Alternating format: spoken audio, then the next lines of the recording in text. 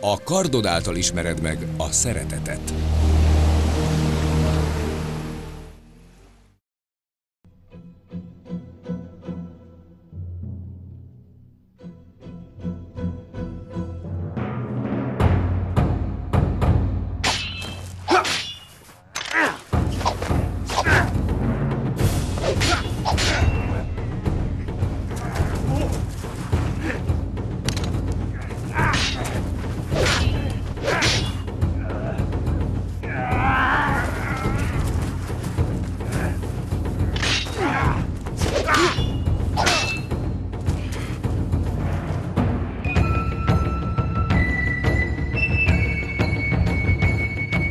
A kenjutsu, azaz kendo elnevezésű harcművészet a különböző vallások, mint sintoizmus, konfucionizmus, buddhizmus tanait felhasználva a kard leghatékonyabb alkalmazása révén egy tökéletes harcművészeti stratégia kidolgozását tűzte ki céljául.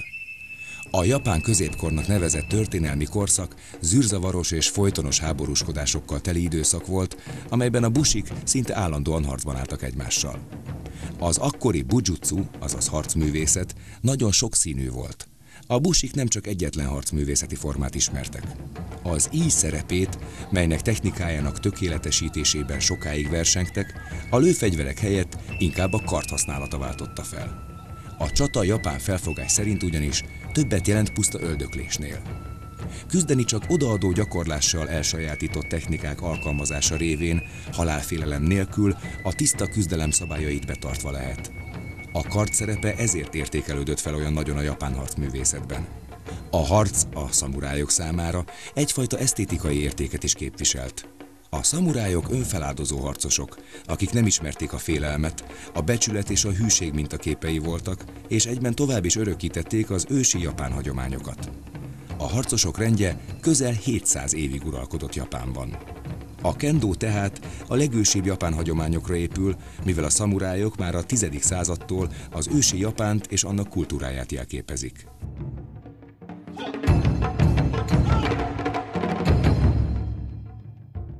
A kendón belül van 3 alappillér.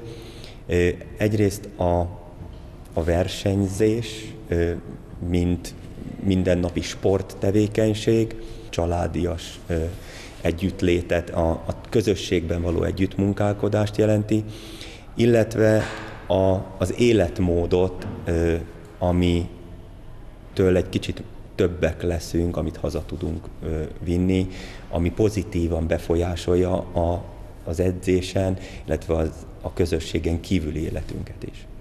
A kendo ad egy lelki stabilitást.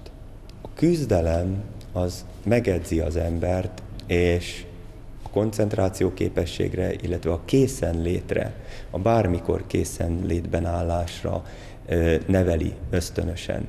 Ezáltal döntőképesebb, határozottabb, koncentráltabb, kitartóbb lesz az ember, és ez előbb-utóbb meglátszik a hétköznapi életben is, meg a munkájában is. Az első 10 év az igazán az alapok nagyon jó belögzítésével telik. Nem csak meg kell tanulni valamit, hanem el kell veszíteni egy csomó dolgot, a görcsösséget, a feszültséget, és rá kell hangolódni arra az edzésmódra, ami utána később, amire később lehet építeni. A második 10 év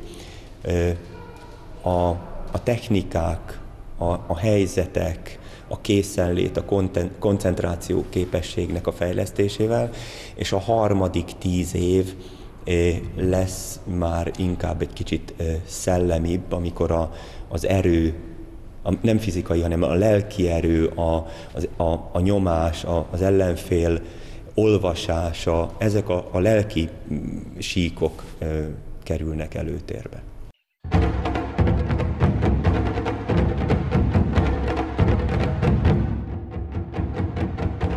1991-ben kezdtem kendózni, teljesen véletlenszerűen kezdtem.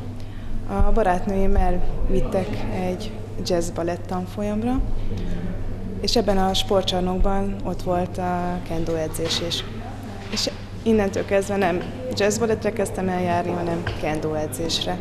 Talán a tudatosság csak annyi volt, hogy gyerekkorom óta érdekelt a távol-keleti kultúra, a művészetek, a filozófia, és így inkább a kendót választottam, nem pedig a jazzbalettet. Kendóban nagyon fontos a tudatos cselekvés, hogy ne ösztönszerűen mozogjak, hanem egy tudatossá alakítsam a szándékaimat, ezáltal a döntéshozatalban szerintem sokkal gyorsabban és helyesebben tudok dönteni. Annyit tudok, hogy a kendó által sokkal határozottabban és tudatosabban ki tudok magamért, a véleményemért, a szándékomért állni, és talán a jó dolgokért is. Aki elkezdett kendózni, és egy olyan szintre ért, ahol már a vívásokat már tudja élvezni, vagy tudatosan tud már vívni, ő már nem tudja abba hagyni. Tehát egyszerűen életem végéig fogom szerintem csinálni, amíg tudok kardot fogni.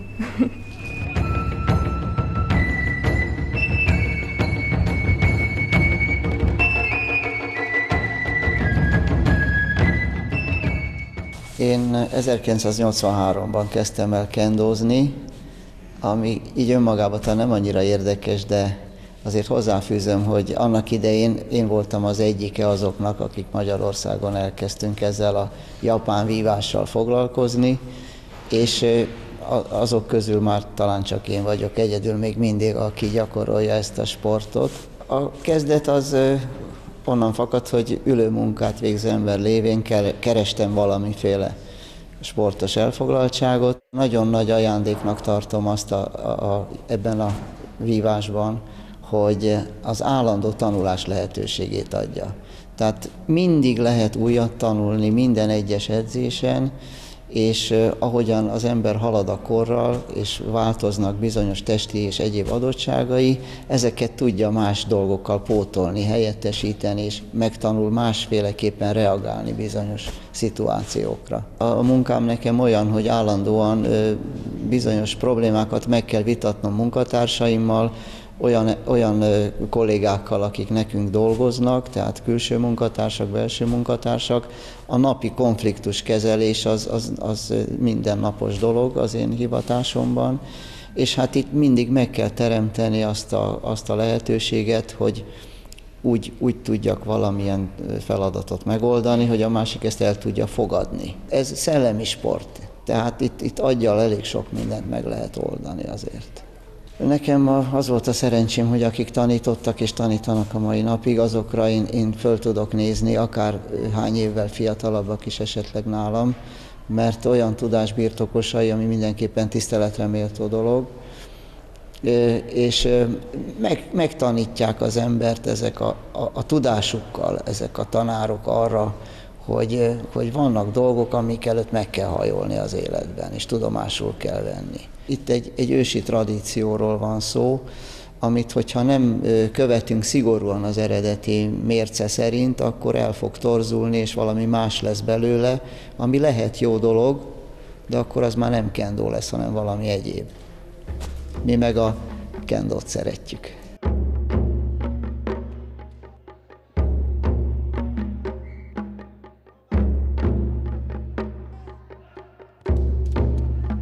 Az én szakmámban nagyon fontos a precizitás, kitartás. Vannak olyan pillanatok a szakmámban, amikor elég komoly erőfeszítésekre van szükség, akár órákon keresztül. Ebben számomra ugyan nem meglepő módon, de sokkal intenzívebben segít a kendó. Olyan értelemben is például, amit konkrétan magamon észreveszek, hogy a kendó segít az energiák megtalálásában, beosztásában és kiadásában nekem, ami a műtéteimnél is egy nagyon fontos és említésre méltó dolog.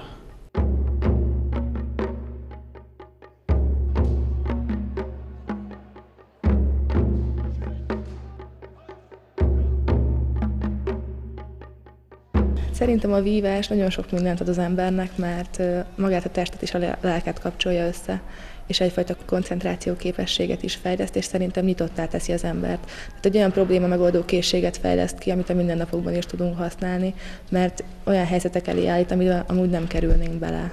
Koncentráció szerintem nekem nagyon fontos, mert én mind az iskolában is, tehát mikor elkezdtem kendózni, még középiskolába jártam, és a tanárok legnagyobb problémája az volt, hogy mindmikor írtam, vagy óra volt, hogy én soha nem figyeltem. Tehát én az ablakon néztem ki, és mással foglalkoztam, és a kendó révén ezt nem teltem meg, mert a vívás egy teljes embert kíván. Tehát odaállok, és nem kezdhetek el máson gondolkodni, vagy nézni a bordásfalat, mert muszáj.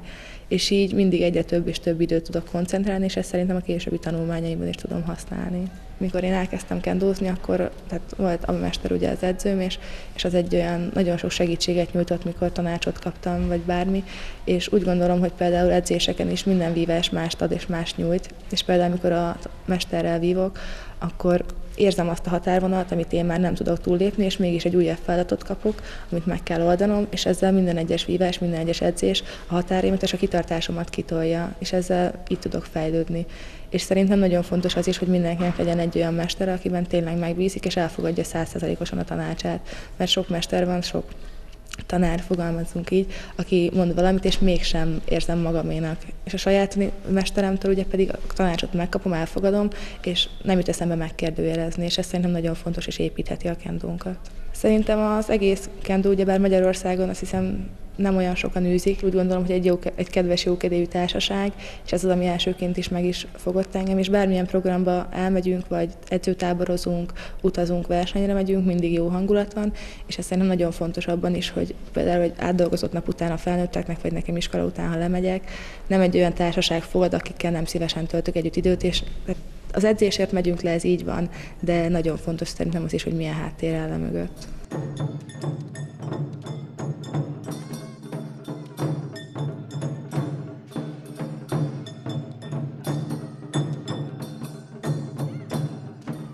Én nem ismertem ezt a sportágat, azon kívül, hogy egy japán küzdősport, de igazából semmit nem tudtam róla. Az nagy segítség volt, hogy amikor tulajdonképpen alig egy fél év, 3-4 év után a klub segítségével tudtunk felszerelést bérelni, ezt nem biztos, hogy rögtön tudtuk volna neki biztosítani. Ma már ugye azáltal, hogy több éve csinálja, szereti, az ember változik ezen a téren is, de folyamatos költsége van.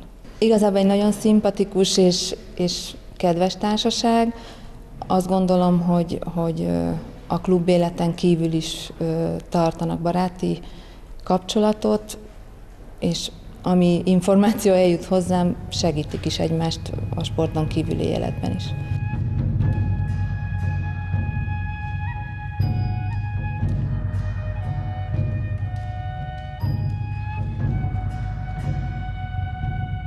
Észrevettük, hogy a közösség volt az, ami, ha nem is nagyobb százalékban, de nagyon-nagyon nagy mértékben hozzájárult ahhoz, hogy ő kendózott, látva az előtte űzött sportágat, és ott a közösség, bár csapatsport, de teljes hiányát, majdnem, hogy biztos vagyok benne, hogy a közösség az mai napig egy olyan erő, ami ebbe a sportágba tartja őt.